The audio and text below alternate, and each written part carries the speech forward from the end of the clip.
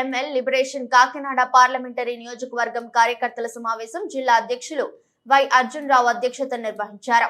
ముఖ్య అతిథిగా విచ్చేసిన పోలిట్ బ్యూరో సభ్యులు కామ్రేడ్ స్వదేశ్ భట్టాచార్య, రాష్ట్ర కార్యదర్శి ఎన్ మూర్తి, కేంద్ర కమిటీ సభ్యులు భూగత బంగారాజు, ఆల్ ఇండియా కిసాన్ మహాసభ రాష్ట్ర కార్యదర్శి డి హరినాథ్లు మాట్లాడుతూ కార్పొరేటర్లతో కుమ్మక్కైన దేశ సంపదను ఆదాని అంబానీలకు కట్టపెడుతూ ఫాసిస్టు పాలన కొనసాగిస్తున్న మోదీ అమిత ద్వయాన్ని ఓడించాలని ఏపీలో బీజేపీతో ఎన్డీఏలో అధికార వైఎస్ఆర్సీపీ ప్రతిపక్ష తెలుగుదేశం లేనప్పటికీ కేంద్రంలో మోదీ చేస్తున్న ప్రజా వ్యతిరేక చట్టాలను బలపరచడం ద్వారా ప్రజలకు ద్రోహం చేస్తున్నారని 2024 ఎన్నికల్లో బీజేపీని దానితో చేతులు కలిపే ప్రాంతీయ పార్టీలను ఓడించాలని మోదీ హఠావో దేశ్ బచావో నాదంతో ఏర్పడిన ఇండియా కూటమిని గెలిపించాలని, రాష్ట్రానికి ప్రత్యేక హోదా విభజన హామీలు అమలు చేయని మోదీ ప్రభుత్వాన్ని గద్దెదించాలని, జగన్మోహన్ రెడ్డి రాష్ట్రంలో అప్రకటిత ఎమర్జెన్సీ అమలు చేస్తున్న సాగనంపాలని కోరారు. నాయకుల ద్వారా మీకు తెలియజేస్తారు.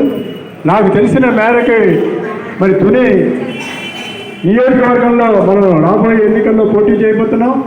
అలాగే పత్తిపాడు, పిఠాపురం, జగ్గంపేట, మరి కాకినాడ పార్లమెంటుకు కూడా పోటీ చేయాలని మరి తూర్పుగోదావరి జిల్లా శాఖ ఏదో ఇప్పుడు ప్రస్తుతం కాకినాడ జిల్లా ఉమ్మడిగానే ఉంది పార్టీ.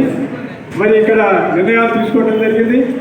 ఆ నిర్ణయాల అమలులో భాగంగా ముఖ్యమైన కార్యకర్తలందరికీ కూడా ముందుగానే మనం పోటీ చేస్తున్నామనే సంకేతాన్ని మీకు తెలియజేయాలనే నేపథ్యంలో ఇక్కడ ఈ సమావేశం ఏర్పాటు చేయడం జరిగింది. కాకినాడ జిల్లా అంటేనే పోరాటాల ఉద్యమాల కట్టేది.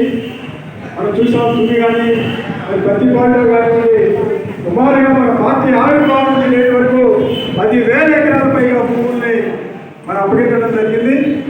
మరి ఇక్కడ ఏదైతే విశాఖ జిల్లా ఇప్పుడు అనకాపల్లి జిల్లాగా ఉన్న జిల్లా నుంచి కూడా దీంట్లో సంఘీభావంగా మాట్లాడుకోవడం వచ్చి ఇక్కడ పాల్గొనడం అనేది చాలా అద్భుతమైన పరిణామం. మిత్రులారా, నేను కోరేది ఏమిటంటే ఈ రోజున రాష్ట్రంలో వైఎస్ జగన్మోహన్ రెడ్డి పాలనలో ప్రజల హక్కులు, కనీస ప్రజాస్వామ్యం కూడా కొరవడిన పరిస్థితులు ఈరోజు కనపడుతున్నాయి.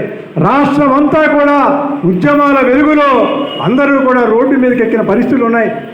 ఒకప్పుడు యనమల రామకృష్ణుడు లాంటి వాళ్ళు వెనకబెడితే దాడిశెట్టి రాజా లాంటి వాడు ఈ రోజున ఇక్కడ మరి మనం చూస్తున్నాం. అంగన్వాడీ కార్యకర్తలు రాష్ట్రంలో 1,60,000 మంది పైగా ఈరోజు అంగన్వాడీ కార్యకర్తలందరూ కూడా మాకు కనీస వేతనాలు ఇవ్వాలని చెప్పేసి వాళ్ళందరూ రోడ్డును పడ్డారు. ఇంకా మరి అనేక రకాలైన మున్సిపల్ కార్మికులు మనం చూసుకున్నట్టయితే చెత్త మీద కూడా పన్ను వేసినా సరే వాళ్ళకు కూడా కనీస వేతనాలు ఇవ్వట్లేదని చెప్పేసి వాళ్ళందరూ కూడా ఈరోజు బీదిన పడ్డారు. మనం చూసుకున్నట్టయితే మరి అజయ్ కుమార్ గారు చెప్తూ ఉంటారు, ఈ రోజున రాష్ట్రంలో తీసుకొచ్చిన 2 భూసేకరణ చట్టాలు ఏవైతే ఉన్నాయో అవి చాలా వివాదాస్పదంగా మారినాయి. మనం చూసాం. మరి చింతలూరు లాంటి చోట మరి ఏళ్ల తరబడి 70 ఏళ్లుగా చింతలూరు గ్రామాన్ని ఈనాం గ్రామమా, ఎస్టేట్ గ్రామమా ఆయన అంటూ ఉంటాడు. గాడిద లేదా కుక్క ఏదో తేల్చలేని పరిస్థితుల్లో ఈ ప్రభుత్వాలు ఉన్నాయని. మనం మరి అదే గ్రామంలో బంగారావు మీద దాదాపు 35 మంది మరి ఇక్కడ మన దగ్గరికి వచ్చారు. మన తాడి నాగేశ్వరరావు లాంటి వాళ్ళు చాలామంది మీద అక్రమ కేసులు పెట్టి రాజమండ్రి సెంట్రల్ జైల్లో కూడా పంపించిన సంఘటనలు ఉన్నాయి. ఈ రోజు వరకు కూడా ఆ గ్రామంలో ఉన్న మైనింగ్ను సహా మరి దోచుకుపోతున్నారు. వైఎస్ఆర్సీపీ వచ్చిన తర్వాత ఇసుక మాఫియా, మట్టి మాఫియా, మైనింగ్ మాఫియా ఈ రోజున రాష్ట్రంలో కోట్ల రూపాయలు సంపాదించుకున్నారు. మనం కొత్త భూములు ఇవ్వకపోగా మనం సాగు చేస్తున్న భూములకి చింతలూరు గ్రామం లాంటి గ్రామాల్లో పట్టాలు ఇవ్వమని అడిగితే పట్టాలు ఇవ్వడానికి కూడా ఈరోజు సర్వే జరుగుతుంది. సమగ్ర సర్వే పేరుతో ఆ సర్వే మీద కూడా మనం ప్రశ్నించడం జరిగింది. అయ్యా, మీరు వచ్చి మొక్కుబడి సర్వే చేయటం కాదు, ఎంజాయ్మెంట్ సర్వే చేయండి. సర్వే చేసేటప్పుడు మాకు తెలియజేయండి, మేము వచ్చి మా భూములు చూపిస్తూ ఉంటే అలా కాకుండా ఆ భూములు సర్వే చేయాలని చూస్తే మనల్ని ఆపడం జరిగింది. ఆ తర్వాత మన మీద అక్రమ కేసులు పెడితే అక్రమ కేసులు వ్యతిరేకంగా కూడా మీరందరూ పోరాటాలు చేస్తున్నారు. మీరు ఈ రోజున మరి అదే గ్రామాలు చూసాం. తుని లాంటి తోట అటవీ భూములు సాగు చేస్తుంటే వాటికి ఎటువంటి హక్కులు ఇవ్వని పరిస్థితుల్లో మన జనార్దన్ రావు గారి నాయకత్వంలో మరి మా అందరికీ కూడా అటవీ చట్టం ప్రకారమైనా సరే మాకు పట్టాలు ఇవ్వాలని చెప్పి డిమాండ్ చేస్తున్న నేపథ్యం రాష్ట్రంలో చూసుకున్నట్టయితే ఈ రోజున దాదాపుగా మరి ఇటీవలనే మరి జనార్దన్ రావు చెప్పారు, అయ్యా మా ప్రాంతంలో మరి కొన్ని పట్టాలు ఇస్తున్నారంటే ఆ పట్టాలు ఏంటని చూస్తే కిరాయితీ పట్టాలు అంటున్నారు. కొన్ని ఎస్సీ కార్పొరేషన్ లాంటి నిధుల ద్వారా ఆ పట్టాలు ఎవరు ఇస్తున్నారని చూస్తే ఎస్సీ కార్పొరేషన్ నిధులు, ఎస్టీ కార్పొరేషన్ నిధులు, ఆఖరికి పంచాయతీ 14-15 ఫైనాన్స్ సంబంధించిన నిధులు కూడా వేల కోట్ల రూపాయలు జగన్మోహన్ రెడ్డి గారు మరి దారి మళ్లించేసి ఆయన నవరత్నాలకు ఇచ్చే పరిస్థితిలో ఉన్నారు. అంటే మనం అనేది ఏంటంటే ఈ రోజున మనం చూసుకున్నట్టయితే మరి ప్రతి వాడికి ఆత్మగౌరవ సమస్య ఇది. ప్రభుత్వ పథకాలు ఇస్తున్నామనే పేరుతో మేము గెలుస్తామని వాళ్ళు అనుకుంటున్నారు.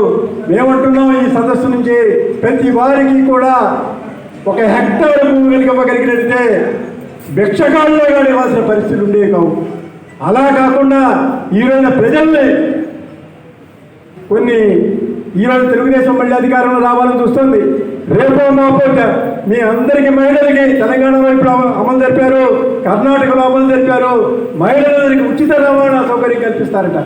అంటే బస్సుల్లో ఈ ప్రాంతం నుంచి ఆ ప్రాంతం వెళ్ళటానికి మనమేమంటున్నామంటే ప్రతి ఒక్కరికి పని కల్పించండి, ప్రతి ఒక్కరికి ఉపాధి కల్పించండి, ప్రతి వాడి ఆత్మగౌరవాన్ని నిలబెట్టే విధంగా అభివృద్ధి చేయండి. మా బిడ్డలకు ఉద్యోగాలు లేవు, మాకు ఉపాధి లేదు, మీరు బస్సులెక్కి ప్రయాణం చేయండి అంటే మేము ఎక్కడికి వెళ్ళాలి? మన కరోనా వచ్చింది.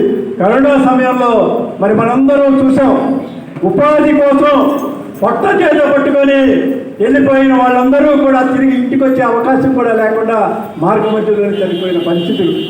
అలాంటి వాళ్ళ గురించి ఈరోజు మనం అనేది ఏంటంటే విద్య, ఉపాధి మొత్తం కూడా ప్రభుత్వం ఉచితంగా కల్పించాలి.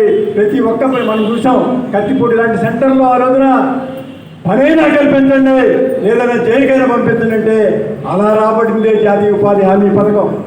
ఈరోజు జాతీయ ఉపాధి హామీ పథకాన్ని కూడా మోడీ హైజాక్ చేసి మనం ఏమంటున్నామంటే మన వ్యవసాయ కూలీ సంఘం తరఫున సంవత్సరానికి కనీసం 200 రోజులు పని కల్పించండి, రోజుకి కనీసం 600 రూపాయల వేతనం ఇవ్వండి అంటే 200 రోజులు పని కల్పించడానికి కానివ్వండి, 600 రూపాయల వేతనం ఇవ్వడానికి కానీ ఈ ప్రభుత్వం సిద్ధంగా లేదు. మరి ఎండాకాలంలో మనం పనిచేసినా చేయకపోయినా అలవెన్సులు వచ్చాయి, అలాంటి అలవెన్సులు అనేవి కూడా లేకుండా పోయింది. ఈ రోజున మోడీ ప్రభుత్వం వచ్చిన తర్వాత ఈ 9 ఏళ్ల పాలనలో మనం చూసుకున్నట్టయితే బడా కార్పొరేట్లకి 25 లక్షల కోట్ల రూపాయలు ఆయన మరి రుణాలు మాఫీ చేయడం కానివ్వండి, అనేక రకాల ప్రయోజనాలు చేశారు. మోడీ ప్రభుత్వం అంటేనే ఆదాని అంబానీలకి నిలయంగా మారింది. ప్రపంచ కోటీశ్వరుల్లో వాళ్ళని మంచి రోజులు వస్తాయని చెప్పాడు, మనందరికీ మంచి రోజులు వస్తాయనుకున్నాం. కానీ ఎవరికి వచ్చినాయంటే ఆదాని అంబానీ లాంటి వాళ్ళకి మంచి రోజులు వచ్చినాయంటే మనలాంటి వాళ్ళకి ఎటువంటి మంచి రోజులు రాలా, మన జీవితాల్లో మార్పు రాలా. ఈ రోజున పబ్లిక్ రంగ పరిశ్రమలన్నింటినీ కూడా కార్పొరేట్లు కట్టబెడతారు ప్రయత్నం చేస్తాడు.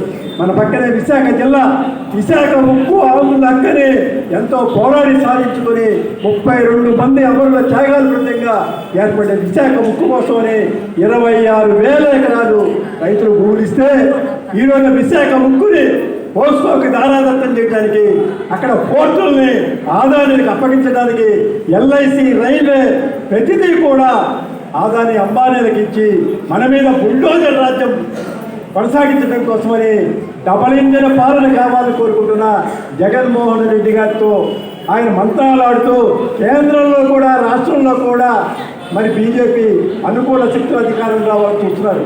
ఇందాక సింపుజీ గారు చెప్పారు, ఇక్కడ ప్రత్యక్షంగా బీజేపీ పార్టీ అధికారంలో లేదు, కానీ ఇక్కడ ఉన్న తెలుగుదేశం కానివ్వండి, మరి పవన్ కళ్యాణ్ గారు కానివ్వండి, మరి చంద్రబాబు నాయుడు కానివ్వండి, కేంద్రంలో ప్రజా వ్యతిరేక చట్టాలు చేస్తుంటే వీళ్ళందరూ కూడా కేంద్రానికి చేకొట్టే పరిస్థితిలో ఉన్నారు. ఈరోజు చంద్రబాబు జైలు పెట్టడం వెనకాల కూడా బీజేపీ హస్తం ఉందని ప్రచారం చేస్తున్నారు. ఇప్పుడు పవన్ కళ్యాణ్ గారు అయితే మరి జగన్మోహన్ రెడ్డి గారు ఓడిపోవాలంటూనే బీజేపీ ప్రభుత్వంతో చేతులు కలిపి మేము తెలుగుదేశం రాబోయే రోజుల్లో జగన్మోహన్ రెడ్డికి వ్యతిరేకంగా మేము రాజకీయ అధికారంలోకి వస్తామని చెప్తున్నారు. ఈ బీజేపీ ప్రభుత్వం కనుక కేంద్రంలో మళ్ళీ అధికారంలో రావటం కలిగితే దళితుల మీద, బలహీన వర్గాల మీద, మైనార్టీల మీద దాడులు పెరిగిపోయే పరిస్థితులు ఉన్నాయి. మనం చూసాం మిజోరాంలో క్రైస్తవుల చర్చలు విధ్వంసం చేయటం, అక్కడున్న కాశ్మీర్ నుంచి మరి మిజోరాం, మణిపూర్ వరకు కూడా గిరిజనులు ఎక్కడైతే ఉన్నారో గిరిజనుల భూముల మీద పెద్ద పెద్ద కార్పొరేట్లకు అప్పగించడం కోసం ఈ రోజున పేదవాడికి అటవీ భూములు పంచడానికి సిద్ధంగా లేరు, కానీ అటవీ చట్టాలని కూడా మార్పులు చేసి గ్రామ సభల తీర్మానాలు కూడా లేకుండా 1 వ్యతిరేకంగా బడా కార్పొరేట్లకి